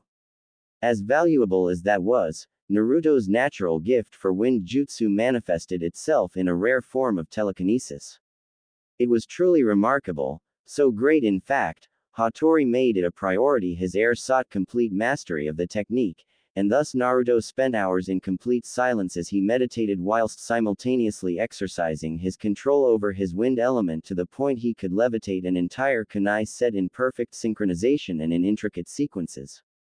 At the age of 10 Naruto knew over 100 jutsu in total, ranging from all basic 5 elemental jutsu to medical jutsu, fuinjutsu, various arts and even a handful kinjutsu thought to be impossible to master by seasoned shinobi decades his senior. It was now the time, Hattori decided. Naruto met with his tenant. On the top of Uzu no Kuni's mountain terrain, many miles away from the village and on the other side of the island, the Uzumaki built a temple for Uzumaki Mito and the Kyubi. This temple was buried in the mountains, and began at the top and ended at the bottom in an enormous chamber, beneath sea level. The chamber served as a contingency plan, in case the Kyubi ever escaped Mito. Though, fortunately, this never happened. In the case it did, the entire lower part of the temple could have been disengaged and dropped to the depths of the oceans where it would be crushed and Kyubi would have likely died, buying them enough time to prepare for when it resurrected. 1. The temple went down hundreds upon hundreds of feet down the mountain, but Naruto diligently walked down the spiral stairs, carrying Hattori on his back. The seals that maintained this facility had long since run out of chakra and it reflected on the dusting state of the temple. It had been years since the elevators were last used, neither wanted to take the risk of damaging the temple anymore. It would simply add more to the burden of restoring the temple to its prime. "We are here, Oji-sama," Naruto announced as they reached the bottom chamber. It was cold, damp and worn. The walls were white and scratched, and rubble laid spread over the chamber that seemed to have been big. The white walls painted the illusion the chamber stretched out infinitely. The damage had clearly been done in training, but it would do for now. "My sister once roamed these halls," Hattori's voice carried out in an echo. "Here, she lived and trained. Here she awakened her chains, and here she conquered the Kyubi. And after her, your mother came here, and while she did not conquer the Kyubi, her chains surpassed even that of my sister, and so she was capable of controlling the beast. Now, it is time to begin your path to become the third Uzumaki Jinchuriki, and when the time comes, another Uzumaki, your son perhaps, will carry the burden. Your experiences here will aid the next generation." Naruto nodded as his eyes panned over the chamber. Everything was so white, just pure white. He almost couldn't tell the floor from the ceiling. "Oji-sama," he looked to Hattori with an uncertain look, "I have not yet awakened my chains. How am I to defeat the Kyubi without them?" "Defeat?" Hattori let out a laugh and shook his head. "You will not challenge the fox today, it is far too early for that. No, today, we will start slowly in that regard. You will meet the Kyubi, that is all. Do you understand me, child?" "Yes, Oji-sama," Naruto answered stoically with an obedient nod. In the privacy of his own mind he secretly feared Hattori greatly overestimated his abilities and deemed him ready to face the Kyubi in combat. The relic made no secret of his astonishment whenever he beat his expectations. Fortunately that was not the case. "I will do as you have taught me, Oji-sama," he said, moving away from Hattori, walking several feet away as close to the center of the chamber as he could. His footsteps echoed loudly into the infinity of white. Hattori's voice rang behind him, loud and grave. Be careful of the fox, child. Do not trust a word it says, and do not touch the seal. Naruto nodded to the relic in acknowledgement and sat down cross-legged. They had practiced meditating many times now. It almost came naturally. All he had to do was take a deep breath and close his eyes in. Ooh, Naruto's mindscape. This place is filthy. Naruto voiced the first thing he thought upon entering his mindscape. A low, grumbling noise followed his statement. It sounded irritated as though indignant of his remark. Kyubi, Naruto called out as he walked through the empty halls of the sewer. He felt a mixture of anxiety and fear, but he refused to go back so soon before even seeing the Biju. At last, my new jailer comes to visit me, a booming voice rang out as Naruto reached the end of the hall and stalked towards the shadows. Have you come to conquer me, boy? Come to force your will? No, Naruto said loudly as he walked towards a gigantic cage. Much to his own dismay, his voice shook and was laced with fear. I am here to talk. Kukuku, talk, yes, I am sure you are. Kyubi's voice carried in mocking laughter. I am no fool, insolent boy. Everything you see, I see. Everything you know, I know. You cannot fool me. Naruto seriously doubted this but did not question the fox just yet. There was nothing to gain from agitating the Biju. I see. The relic manipulates you, the Kyubi rang out from the darkness, his booming voice carrying out in an echo. You are as much a tool as the blade he put in your hand. Do you expect me to deny that? Naruto asked with genuine curiosity, tilting his head. It was a bad habit Hattori had beaten out of him, having deemed it undignified and unbecoming of an Uzumaki, but the relic was nowhere to be found now. In his mindscape Naruto was free. I do not deny it. I am fully aware of what I am. A tool. Yes, Naruto nodded simplistically, not even remotely challenging the statement. A tool. The Kyubi took a moment to process his response, clearly disturbed by the honesty of it at least somewhat. You have come here to talk. The fox released an impatient growl from its throat so great the air vibrated. Then speak. Will you please show yourself? Naruto asked as politely as he could. Why don't you open the cage? The Kyubi replied mockingly. His gigantic red, slit eyes glowed eerily in the shadows of the cage. I would be more than willing to show myself if you did. Naruto gave a shrug feigning non-discomfort. Maybe. One day. I'd like to. You would have me freed. Yes. Naruto replied firmly as though it were a simple answer to a simple question. Why not? He added as an afterthought, entertaining the possibility the fox preferred to dwell in his mindscape. Do you not know what I am, what I can do, what I have done? Do you have an idea what I would do, given the opportunity? Of course I do. I know all about you, Kyubi. Naruto gave a small smile as he eyed the fox with bemusement in his knowing. I thought you said you saw everything I saw and knew all that I knew. The fox moved forward, a gigantic humanoid claw hand grasping one of the humongous bars on his cage. It didn't speak, thus Naruto took as a sign to continue. You are the first son of the Rakudo Sennin, Naruto said as he took in the fox's entirety, smothering his fear it has begun to build up at the sight of the Biju's imposing enormity. Your name is Kurama of the Nine Tails and you are the former partner of Uzumaki Mito. How do you know my name? Kurama demanded with a booming voice, extending his remaining claw at Naruto in an attempt to rip his face off. Speak. Naruto jumped backwards, unable to steel himself from his own terror, and thus falling on his backside in his haste. His fear came back with a vengeance, but only for a moment, as he refused to lie there on the ground, terrified beyond his wits. With as much dignity as he could muster, he slowly picked himself up, keeping an apprehensive eye on the fox. Uzumaki Mito shared with her family what you told her, including your name and parentage. If the look on Kurama's face was any indication, the fox was about to completely lose it. Such betrayal. Uzumaki Mito did not betray you. Naruto didn't know why he felt this way, but he was offended by the notion. She did not betray your trust. She, she cared for you, Kyubi. The others, even Oji-sama, disapproved, but Uzumaki Mito, she knew love for you. You were more than just a tool to her, Kyubi. Naruto gripped his fists tightly as he walked closer into Kurama's reach, essentially putting himself at the Biju's mercy. She did not share the knowledge you entrusted her with out of spite. She did it because she hoped you would one day be treated with more decency and regarded as more than a monster. Kurama's eyes bulged and all anger left him immediately. The fox settled down, lying down on the ground as it processed the information. Are you alright, Kyubi? Naruto asked tentatively. You know my name, why not use it? Naruto let out a laugh. You permitted only Uzumaki Mito to call you by your name. I do not wish to offend you. You say you do not wish to offend me, but do you not realize I am the one responsible for the death of your parents? Kurama appeared to be irritated by his host's calm disposition, as though he had expected a confrontation.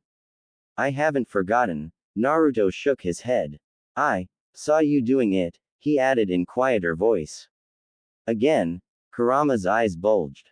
Then why do you show me kindness if you saw me killing your parents in an attempt to kill you? Because I understand it would only be natural for you want to prevent capture no matter what the situation. I can't fault you for wanting to be free, and because I have no qualms about being a Jinchuriki, Naruto answered truthfully to Kurama's visible surprise. I do not see you as a tool or a monster or even a weapon. No matter how upset I am over the fact you killed my parents. You are a part of me and I am a part of you, and that is what matters now. You speak wise words, but this wisdom was taught to you by a relic who sees you as a tool and a weapon, Kurama challenged, clearly irritated by his host's simplicity. Yes, Naruto agreed easily.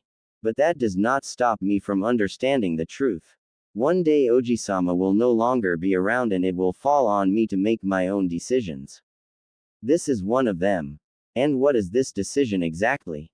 Kurama asked, intrigued. Naruto gave another smile, and Kurama only now noticed how odd it was, as though the child had not smiled once before their meeting. I've decided I certainly will not become your master. Then what will you become? Your partner and your friend. Naruto's oddly smile turned into an even odder grin. It was an awkward smile others might have found grotesque and off-putting, but Kurama found it endearing. So much so Kurama couldn't help but part his massive fangs into something that resembled a smile. And what makes you think I will accept you? Your awkward smile, Naruto said with a raised finger. You should really work on that. Kurama burst out laughing, as did Naruto. Very well, I sense no malice in your heart, Uzumaki Naruto. I shall accept you as my partner, provided you swear you will never betray me. I will never do anything to hurt you, I swear it on my life, Naruto said with a serious expression. Provided you promise me the same. Then we have an agreement. Kurama extended a massive claw towards Naruto. I will be your friend and partner for life, Uzumaki Naruto. And I yours, Q. Kurama. The fox fell in. You may call me by my one true name. Kurama. Naruto nodded with a smile as he gripped and shook Kurama's claw. Your name suits you. As does yours suit you, Naruto. Ooh. Hours later, Hattori grew restless as he paced before Naruto, who remained in his meditative state. What is the meaning of this? Hattori repeated for the umpteenth time. The plan had been a short meeting with the fox, a meet and greet that shouldn't have taken longer than a few moments, and yet the boy remained still for half a day. Could he have done the unspeakable and released the fox? No, of course not. Hattori quickly dismissed the possibility out loud, chiding himself for his fears. The boy was far too intelligent to fall victim to the fox's wit. And even if he wasn't, the boy knew who to obey. Hattori considered waking the boy forcefully many times, but that did not strike him as a good idea. Who knew what would happen? Mito had always made a point of total solitude in her chamber. Hattori could not begin to imagine the chaos he could possibly cause if he even shook the boy. Damn you and your insolence, child. It was just as he said it. When chakra, bright crimson-orange chakra, exploded from Naruto in all directions, tossing Hattori in the air. A shroud of chakra enveloped Naruto and 9 tails shot out from the small of his back and curled around him in a protective barrier. Hattori let out a pained growl as he landed on his old bones with a solid thud. He quickly scrambled to his knees, his eyes widened at the sight of his heir. "What is this?" he exclaimed raspily as Naruto's eyes opened. Rather than blue, the young Jinchuriki's eyes were red and slit. "Kyuubi. No, Oji-sama," Naruto said in a calm, baritone voice as he shook his head and the chakra tails unfurled. It was an odd sight to say the least. "Kurama has not taken over. What is the meaning of this?" Hattori demanded in the raspy scream. "The plan was to meet. Forgive me, Oji-sama, but we took quite a liking to one another," Naruto interrupted Hattori for the first time in life. "We have come to an agreement that we shall fight side by side as partners and friends, and more importantly, equals." Hattori's old eyes looked as though they were about to bulge of their sockets. "What?" he exclaimed. "The seal." He then added hurriedly. "What did you do to the seal, boy?" "I modified it," Naruto revealed with slight reluctance. Hattori gasped and choked on his spittle. "Do not worry, Oji-sama. I modified only a little to enable Kurama to speak to me directly." "When did you learn how to do such a thing?" Hattori demanded, irate. "I did not teach you how to do metal with a seal of a caliber such as yours." Naruto knew better than to smile or even give a minute indication of smugness with Hattori. The old man was clearly displeased and practically foaming at the mouth with rage as though he was about to have a stroke. "I memorized the foundations of the Tekko Fuin stolen from Kumogakure and modified my seal to allow Kurama and myself a means of direct communication," he repeated as he added more details. "I also modified the Hake Fuin my father created to make it easier for myself to borrow Kurama's chakra and to allow Kurama to come out and materialize a body when necessary. Those two are the main principles of change. However, there is one final aspect of Hake Fuin I've changed, but that will not become relevant for a long time. I call it Hake Tekko Fuin Shiki." Hattori's bulging threatened to pop out of their sockets in complete and utter shock as he struggled for a response. The 8 trigrams iron armor seal method sounded absurd on the face of it. What made it even more unbelievable was the fact a 10-year-old, genius or not, was capable of creating. "One moment," Hattori said as he regained his voice. "Does this mean he discovered my own modifications?" "No, that's impossible. As gifted as he may be, my own modifications are as perfect as modifications to a seal ever could be. There is no way why this child would have spotted them." The relic calmed himself, confident his heir had not noticed his adjustments. "How will the Kyuubi materialize a body?" he then demanded. "The fox's yin chakra was sealed for good, how will he be able to perform such a feat without yin-yang release? And what is this last change you speak of? Answer me, child, and quickly, before I truly lose my temper." Naruto flinched but answered promptly nonetheless. "Both questions have the same answer, Oji-sama," he began to explain. "While it is true Kurama in theory cannot materialize a real body due to the imbalance in his chakra as a result of my father sealing his yin chakra, I have modified the Hake Fuin to convert the yang chakra Kurama still possesses into yin chakra, which Kurama can then mold into yin-yang chakra in order to materialize." Hattori remained silent as he listened, for once not interrupting his heir. Thus Naruto continued explaining. "This will work assuming Kurama's soul can still remember the feeling of yin chakra and use that experience to successfully convert some of his yang chakra into yin chakra. In a sense, my connection with Kurama will grant me a Kekkei Genkai like the Yanbi, Son Goku, and its container.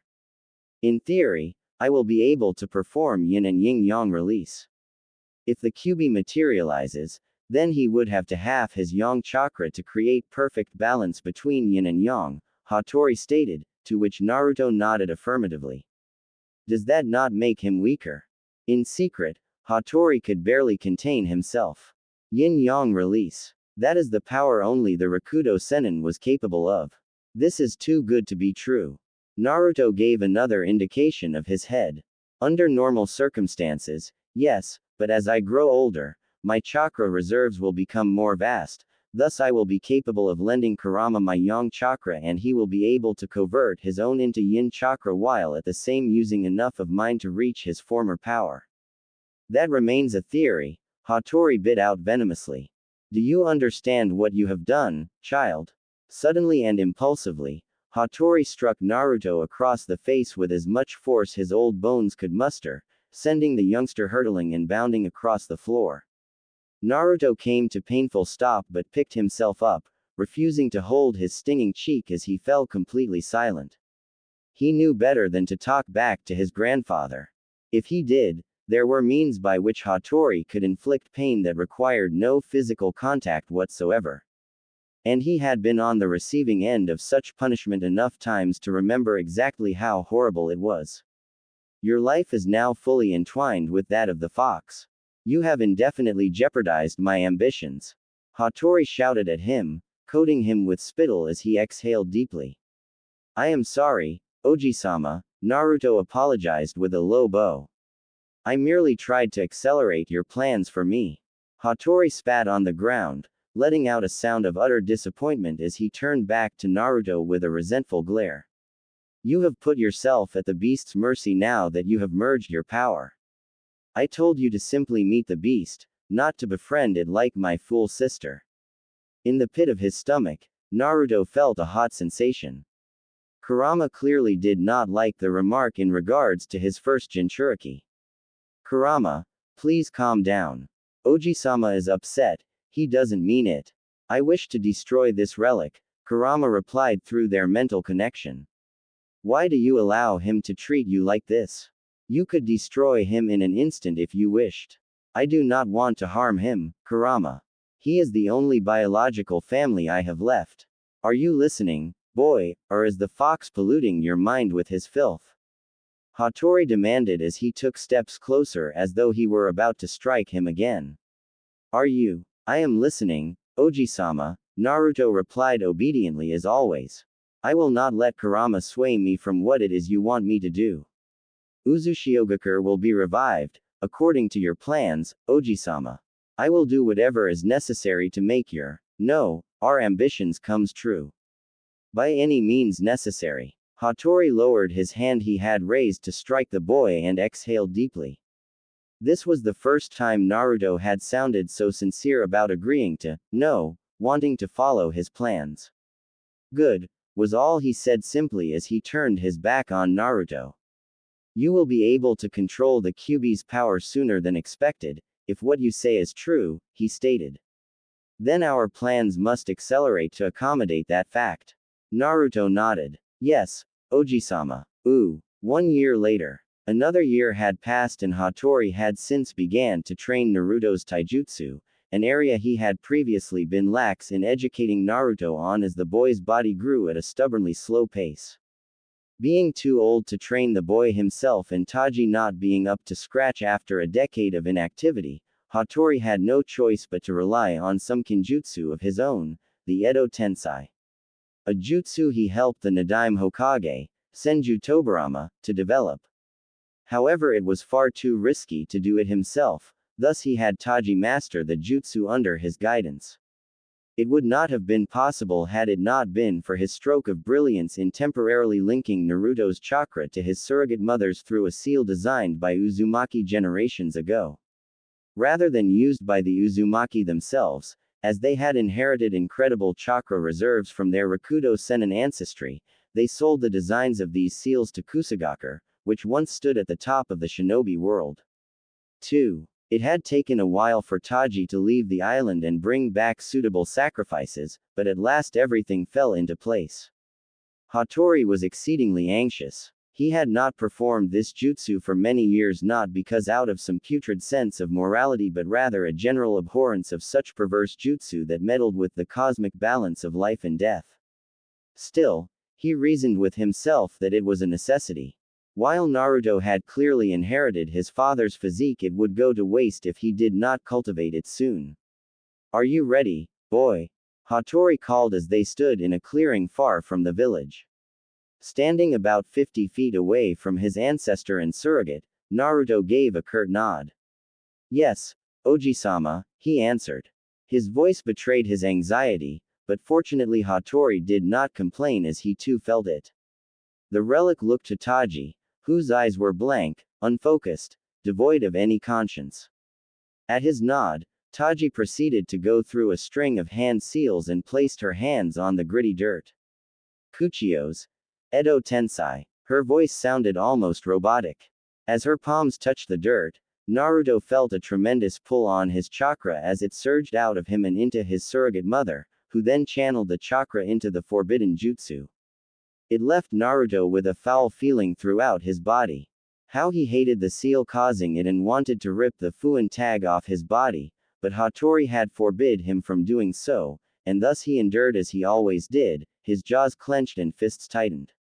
The neat row of sacrifices sank through the earth, each replaced a moment later by white coffins that shot up moments later, all numbered 1 to 4. The coffin lids exploded outwards simultaneously as 4 figures stepped out of them. Hattori cackled with glee at the sight of his deceased clansmen.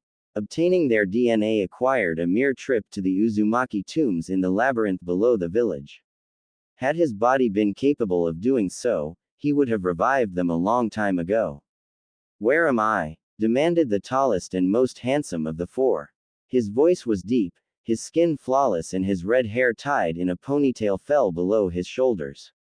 He wore red body mesh and black-fitting armor with Uzumaki emblems and tassels, and carried a long katana on his hip.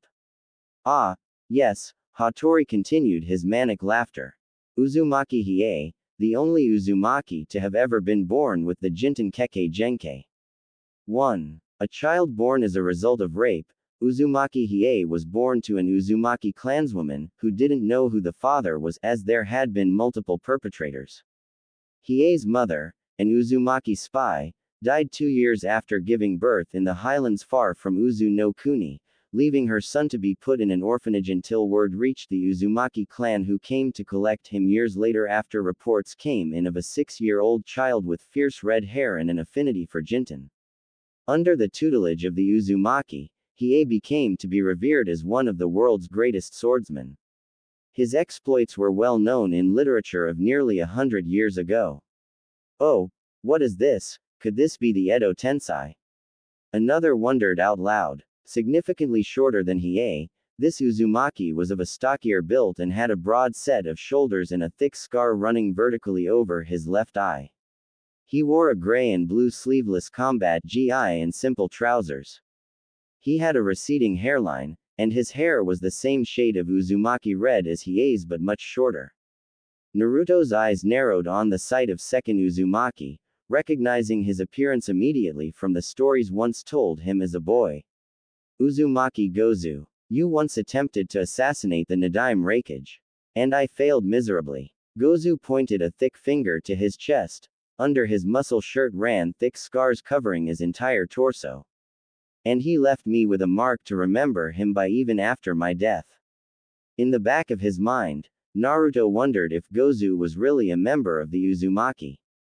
If his appearance alone wasn't out of the norm, his easygoing demeanor certainly was. "Yes, I remember having to clean up after you," the third resurrected Uzumaki chimed in.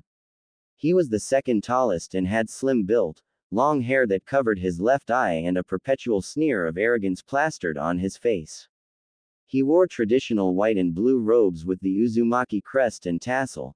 He carried a long bow staff in his gouged wrapped hands, a whip on his hip, and a large orange scroll on his back. "Uzumaki Tenjin, you have undoubtedly heard of me," the resurrected Uzumaki assumed. "The youngest Uzumaki to ever attain Seal's Master status." "You mean the second youngest Seal's Master?" Hattori fell in forcefully with a growing snide smirk of his own. "The first would be me, dear cousin. To think you actually survived this long. You have not aged well," Tenjin drawled with unveiled distaste. "You have undoubtedly summoned us through the use of Edo Tensai," the most clever of the resurrected deducted immediately. "I assume we were the best DNA matches you could find." Hattori neither confirmed or denied this, Thought it appeared Tenjin did not care anyway as his eye fell on the fourth and last of the resurrected. What is this misfit doing here? Tenjin snarled. Uzumaki hero, Hattori whispered the name with clear exhilaration. Naruto recognized the name immediately and frowned, uncertain of what to think or say. Perhaps the second most gifted ninjutsu specialist the Uzumaki have ever known. Hiro looked like most Uzumaki. His hair was red, going up in gravity-defying spikes like Naruto, his skin lightly tanned and for the most part unscarred. He wore the traditional blue Uzushiogakure battle armor over baggy, white robes with the Uzumaki spiral emblem. The second, Hiei spoke with a light frown of confusion. He looked to the other resurrected Uzumaki for answers. Isn't it obvious? Tenjin said, glaring at Naruto as he sized him up. This child has surpassed even Hiro. Interesting, Hiro spoke for the first time. Naruto noted how calculated and reserved he sounded, and while faint, he could hear a touch of condescension. Interesting, is it, traitor? Hattori growled at Hiro with contempt. The other resurrected Uzumaki seemed to agree with Hattori. Even Hiei, who looked rather odd with his damning glare, accentuated even more by the black sclera and white iridides as a result of the Edo Tensei. So it is true, what you said, Oji-sama. Naruto knew the story of Uzumaki Hiro very well. Hattori had told him only once, but the hatred in his voice had seen to it Naruto would never forget it. Uzumaki Hiro was born to Uzumaki branch house parentage. Growing up, he soon proved to be a prodigy amongst prodigies, a true genius in every sense. Hiro was born with such a strong chakra. His chakra chains, an ability known only to Uzumaki, first appeared when he was but an infant, much to the shock of the Uzumaki clan, as the average Uzumaki usually awakened their chakra chains during their teenage years. Predictably, he was immediately put in advanced ninjutsu training and excelled greatly. Then, one day in the beginning of the First Great Shinobi War, Uzumaki Hiro deserted his comrades, who were ambushed soon after his disappearance. Hiro was found dead weeks later in a valley in Earth Country. Fortunately, before Iwa forces could recover his body, he had set his body up with a reverse four-symbol seal in the case of his death. As a testament to his prowess, Uzumaki Hiro took down over 1,000 shinobi with him. Why are we here? Uzumaki Tenjin demanded, making an unpleasant noise as he sucked his teeth impatiently. What do you want, Hattori? Hattori sneered at his cousin. You always lacked patience, Tenji, he chided. Nonetheless, the relic clapped his hands, signaling the resurrected shinobi to listen up. I have brought you all back to realm of the living for one reason and one reason only. And what would that be? Gozu inquired nonchalantly. Out of all the Uzumaki brought from the dead, he seemed to mind it the least. In fact, it was as if he enjoyed being alive again. Uzumaki Naruto, Hattori said simply, pointing at the blonde Uzumaki in question. He may not look like us, but he is one of us. He is the son of the Yondaime Hokage and one of our own, Uzumaki Kushina. As you undoubtedly have already gathered, he gave a great sigh as he said it, Uzushio and the Uzumaki are no more. So they won. Hiro glared at Hattori with intense hatred. Naruto could not imagine how it was justified. I told you fools what would happen, but you didn't listen. Now look where we are. Be quiet, traitor, Tenjin bellowed, raising his bow staff threateningly. The ceremonial Uzumaki emblem tassels shook as though the staff was tuned to its wielder's emotions. You have no right to criticize us after you abandoned your own. I should destroy you right now. You stubborn fool, Hiro spat contemptuously as he slid into a fighting stance. You dare to threaten me? Enough. Hattori bellowed angrily, and the resurrected fell silent immediately. What has happened in the past cannot be changed, but we have an opportunity for the future. That opportunity lives in this child, Uzumaki Naruto. None of them made any comment. Instead they looked back to Naruto again, staring at him as Hattori spoke. I have brought you back to aid me in teaching him in our ways. Through him, the Uzumaki can live once again and Uzushiogakure can be restored. You haven't changed at all, Hattori, Hiro's voice was as cold as ice. The resurrected Uzumaki made no attempt to hide his utter disgust. This fixation with tradition and protocol. All of these rules, don't you ever get tired of them? Hattori opened his mouth to respond angrily, but Hiro already turned to Naruto. I have been in your position, Uzumaki Naruto. I know what it is like to have your entire life dictated to you. Doesn't it anger you, fill you with rage, how much you must do and how little choice you have? This life without freedom, if you can even call it a life, is a wretched thing, is it not? So that is why you betrayed the clan, Naruto realized as the reason for Uzumaki Hiro's betrayal became clear. It was a strange notion to him, but it made sense in a way he couldn't quite put in words. He had never really thought of living his life in any other way than he did now. The more he realized how odd his life was, the more he realized he could relate to Hiro's past predicament. It scared him. Was there something wrong with living a life of routine, waking up early, eating the nutritious meals prepared for him by his surrogate, reading, training and resting in accordance to Hattori's schedule?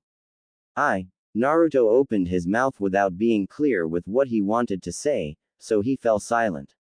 You want to be free, don't you? Hiro asked quietly. His voice took a more sympathetic and gentle tone. Free from all of these responsibilities and duties. Then kill this old relic and. Hiro's eyes suddenly rolled back into his head and he fell forward, collapsing with a resounding thud. Insolent fool. Hattori trembled with rage and breathed heavily. Even now he dares to defy our ways. Trampling on Uzumaki protocols never sat well with the relic and it could easily set him off into a fit of rage. It was exactly why Naruto made a habit out of never bringing up his resentment of certain aspects of his training. I'm assuming you've got ways to control him, otherwise you just wasted a lot of chakra resurrecting this filth, Tenjin commented from the sidelines. Of course I have my ways. Hattori took offense to the comment. Now then, I'm assuming you three will comply freely. Gozu gave a shrug and stifled a yawn. Death is boring, he said simply. I'll comply if it means I'll be able to see the revival of our clan. While I am not particularly pleased with being brought back, Hiei began as he placed a hand on his okatana's hilt, I will serve my clan once again. The two looked to Tenjin who rolled his eyes and dramatically threw his arms in the air. Fine, fine. Seeing as I don't have much of a choice anyway, I'll agree to help you, so long as that filthy traitor keeps his distance.